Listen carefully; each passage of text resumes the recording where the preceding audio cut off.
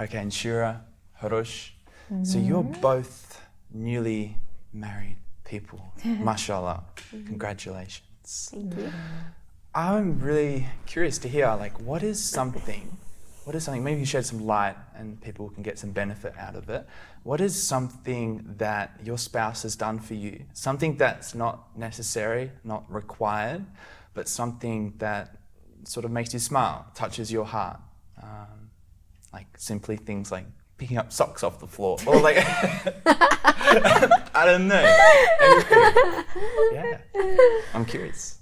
Oh, wow. Well. All right. Get the notebook out. There's a whole list. I feel.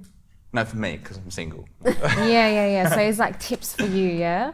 Ish? Anyone. Oh, Anyone who's yes, single. Yes, yeah. Right. I've got to think long and hard about. No, I'm joking. I think when things are being done,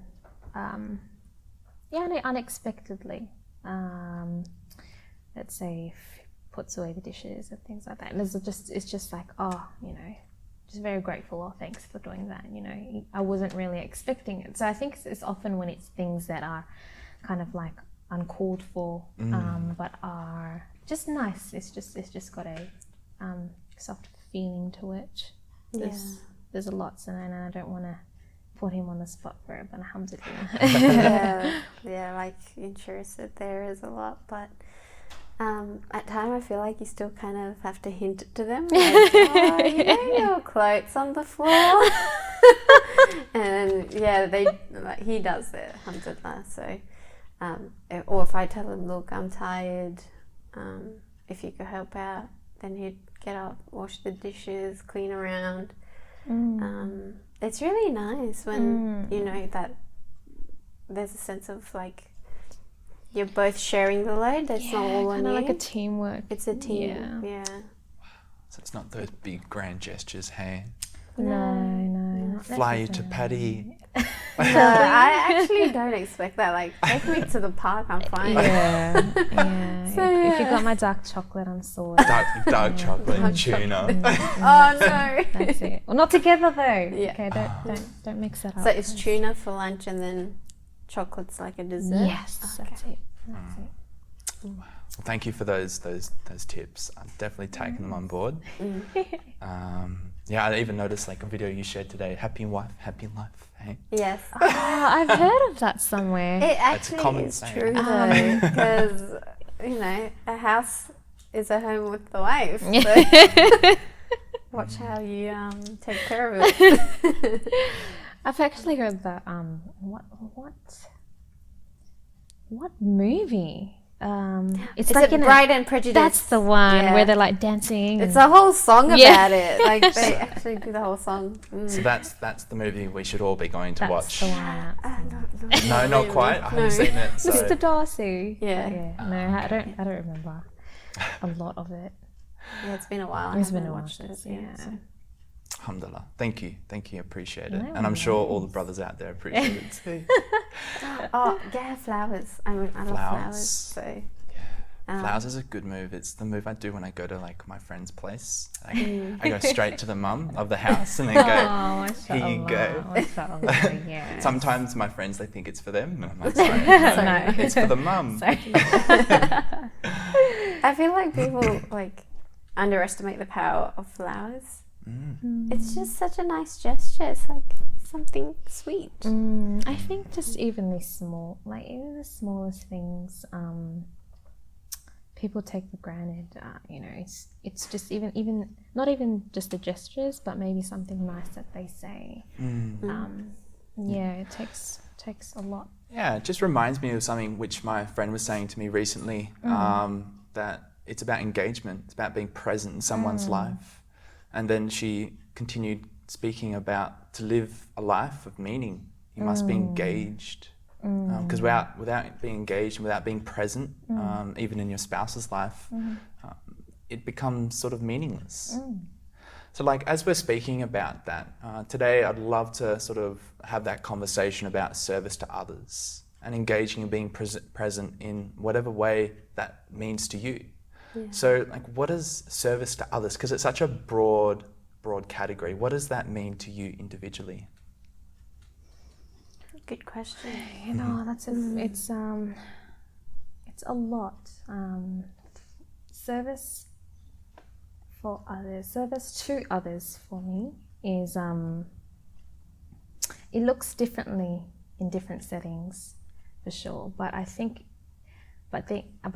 just very briefly, it's just having to give a piece of yourself to someone and not. And we were talking about this previously, and not expecting anything in return. Expectations, yeah. Our last week's topic. But I feel like what you said is true. I don't know, there's a quote that says, do good and throw it in the river, because that's how it is. Like, if you truly, genuinely want to serve others, there's no getting back, because all you want to do is give. And when you do give, don't give in the mindset that, oh yeah, this will come back to me. And there's that sense of sincerity that you have when you're giving something and not expecting anything in return. Because let's say, for example, I loaned something to a friend, and then I gave something out of my will, kind of thing, to a friend, and then it wasn't a loan or anything, but then I'm like, oh well, because I gave you something, you know, I'm expecting something in return. So there's that. Then you tend to question your sincerity and your gifting of that. So yeah, it just sits well with you. Not everything. I think you're just going to be in a pile of disappointment when you're just wanting to expect and expect and expect. And it doesn't necessarily have to be anything materialistic that you're giving. It could be your time, effort, your and everything, kindness, your care. You know, give it without limit.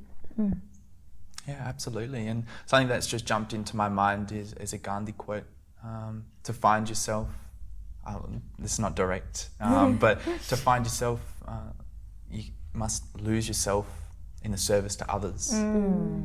And that's something that I mean, alhamdulillah, I almost feel like spoiled about in terms of what service to others means to me, is that I have found who I am as a person. I mean, service to others for me is exactly what you guys are saying in terms of giving a piece of yourself to someone else and not expecting that in return. And that could be something that's very grand, something about like traveling to another country, being physically present and giving out a service to others, service provision. Or that could be something and it's just as big here in our community, and being there for someone, being present, being emotionally available for someone. I'd like to hear a bit more from you, Insyirah, like your area of work. You work in the community, you work as a social worker. Do you sort of link this service to others to your profession? Actually, long story is initially when it came to my career, thinking about career pathways, actually, I started off with my interest in journalism initially, because it was honestly, I think it was linked to this one exam that I was just like, yes, but I think it was just one exam though. And my literature teacher really inspired me to kind of pursue this career. But after a while, I started to think, you know, do I want to engage myself in a career that I felt was serving myself really in the world? But this is not to discredit, you know, journalists, all the amazing things that they do, but I really did feel like I wanted to do something a bit more, you know, because I did feel like journalism, you know, there's a lot of it's kind of like there's not much service you do to others, and I feel like that's a huge part of, you know, what Islam is, you know. So, and then I eventually came across social work. literally coming into my first class, I was like, what am I doing here? Hey, we all have that. So. But subhanAllah, slowly, oh, Allahu Akbar, I started to see such beauty within social work, in the sense that I felt like this is pretty much Islam, you know, the giving of yourself to others. Pretty much what you're doing in life is just there to help others in whatever capacity that you can. And I thought, subhanAllah, what an amazing thing to get involved with, because that's because as you do work, perhaps that's that potential to gain reward as well, you know.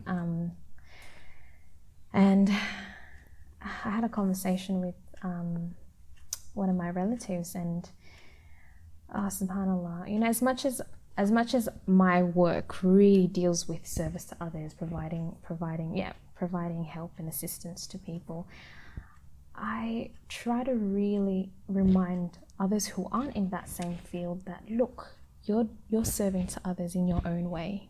You know, it doesn't necessarily have to be like through a formal process, you know, of where if you're like you're attached to an organization and you're providing services and things like that, but actually just in your engagement, your daily engagement with your family, myself, you know, you're serving me, you know, and that's so important to me. You know, it helps hold each other together, you know.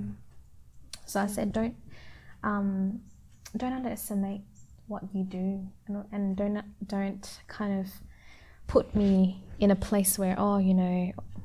So I guess the message is like, don't try to compare, because everyone's got their place.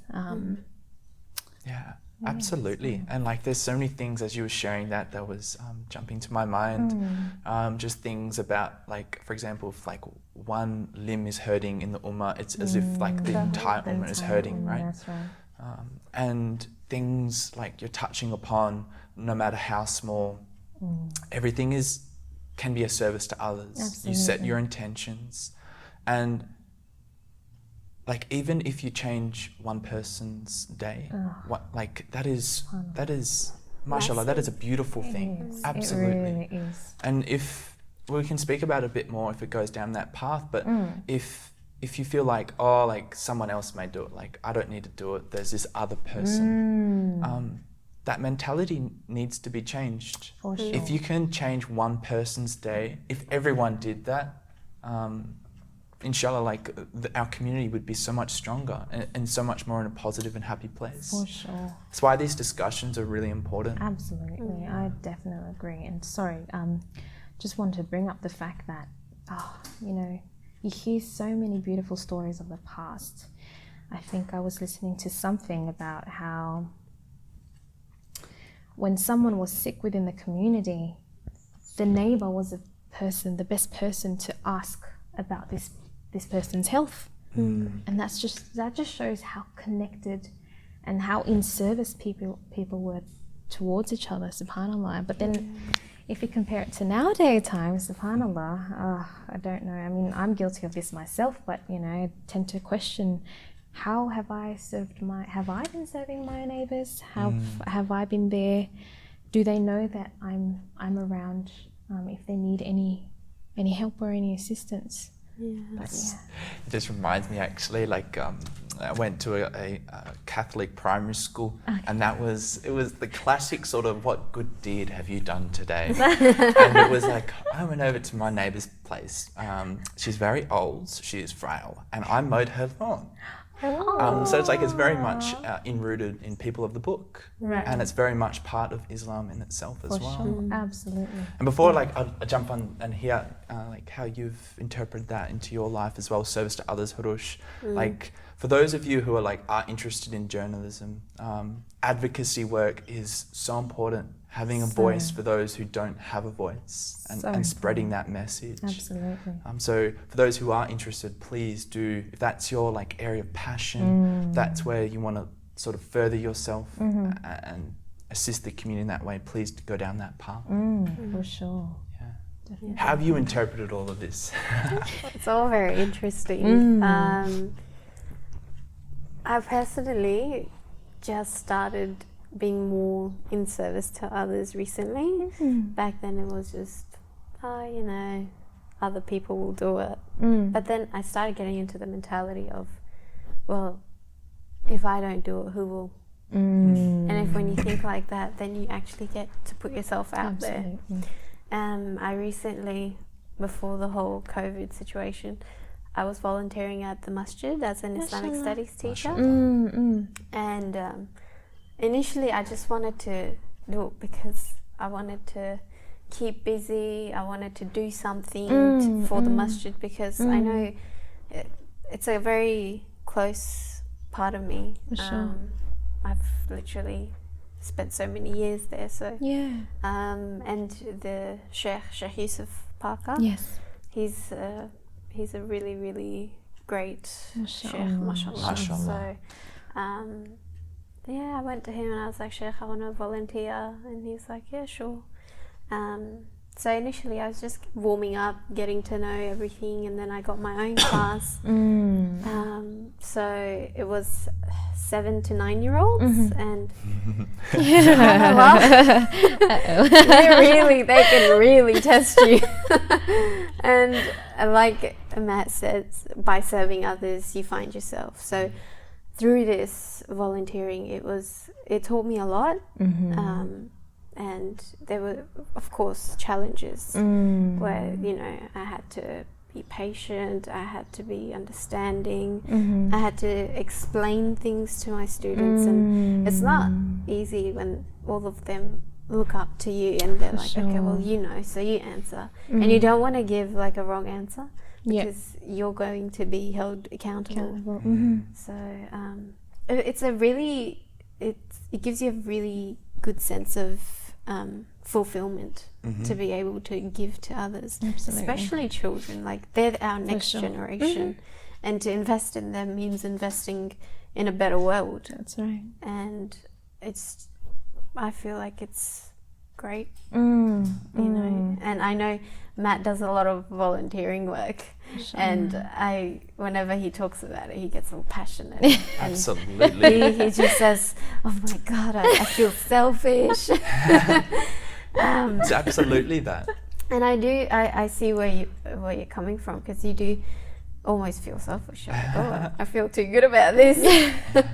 So how do you feel about all this volunteering work? I mean, like, I feel like that feeling of it's maybe selfish, like, it's because it's there for a reason, because it feels good. And I feel like you should listen to that feeling. For sure. And like, when I was reflecting upon this topic, like I came across that the most beloved people to Allah subhanahu wa ta'ala is those who are most beneficial to other people. That's right. Yeah. And maybe that is in a way in which it's rewarding you. And like, it's absolutely that. Like, when I remove every expectation, any sort of want of anything in return, we spoke about happiness the other week.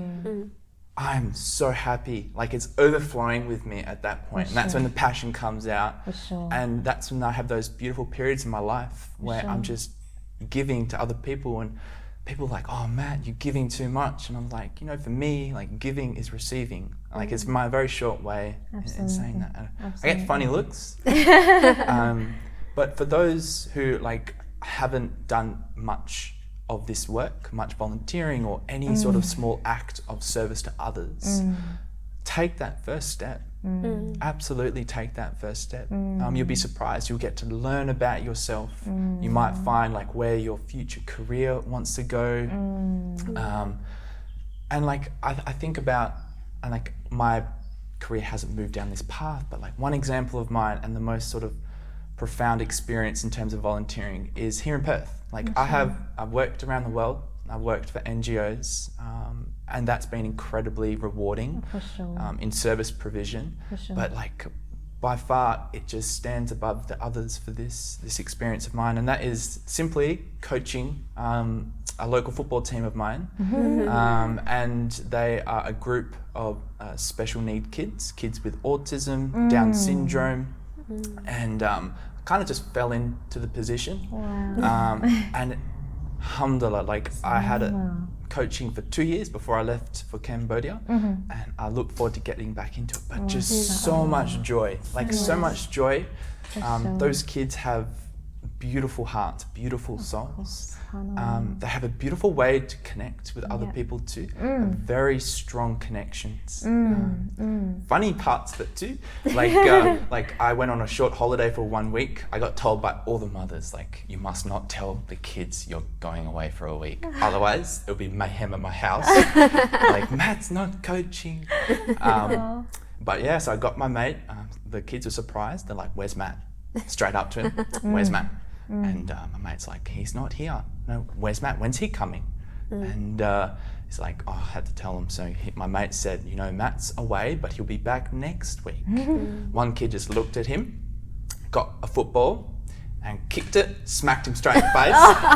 And then little Oscar behind him punched him in the back and they ran off, and it was mayhem for the rest of the football coach. And I came back next week. I apologised to firstly the kids and to my mate, but they all came back up to me and I had this big group hug. It has been by far, like I said, the most rewarding experience to others, and for me that's service to others right there in the essence for me personally, and I learn a lot about myself too. Yeah, absolutely. I remember the quote the Prophet said, like for yourself what you like for your brothers. So if you like the feeling of being helped or having someone to look after you or receiving gifts, receiving kindness, give that to the people around you as well. For sure. And it doesn't take much. No, Honestly, it doesn't. Not at all. And, you know, I think there's something so beautiful in that, because what I also tend to realize is that being in service to others also means that it's just a beautiful platform for hearts to soften up to each other. Because in a sense, we're fostering love and compassion between each other, and that's what's you know, subhanallah. And where does all of that compassion, why does compassion and mercy, all of those beautiful feelings, why does that feel lovely? It's because it originates from the Creator. Subhanallah. I like to share a little story. I think it was my 4th week or 5th week doing madrasa, and I go into my class and the girls are sitting, and I don't know, I was just having a really bad headache that day, and I told them, I was like, okay, you know, we're gonna do this is the topic, let's get a start on it, but you know, this is how I'm feeling, so if you guys can help me out, I'm not really good today. And they're so adorable. If one of them would talk, the other one would be like, shh, the teacher's got a headache. Or like they would do their work, and then if they had a question, they'd be like, oh, miss, you know, sister, if, you know, I don't want to really bother you, but I have a question. I'm like, yeah, sure, you know, ask away. But it was just that sense of understanding they had for me, and they even said, they're like, sister, you know, we'll do our work, you can go take a nap. And I was like, that's really sweet and understanding of you. They're only like 7, and the amount of love and compassion they have, it's really like mind-blowing. Working with children is another it's another level. It's just so amazing. SubhanAllah. As rewarding as it is, sometimes it's very challenging as well. Speaking about children, and we haven't got time to really dive into this next thing which I'm going to share, but it's something which we all can think about. But the concept of sadaqah jariyah, and the 3 different levels, and the first level being that of your child. So sadaqah jariyah is the sadaqah that just keeps on giving, even when you pass through this life, pass through this dunya.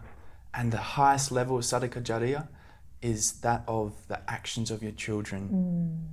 I mean, subhanAllah, like that has like an overwhelming feeling for myself, and that's why we're instructed to pray for a pious wife and to pray for pious children and to facilitate that environment for them. Because there's no greater gift than your child and their actions. Absolutely. Alhamdulillah, thank you very much. It's been very enlightening. Listening to sort of how sort of service provision sort of has impacted your lives and what it means to you.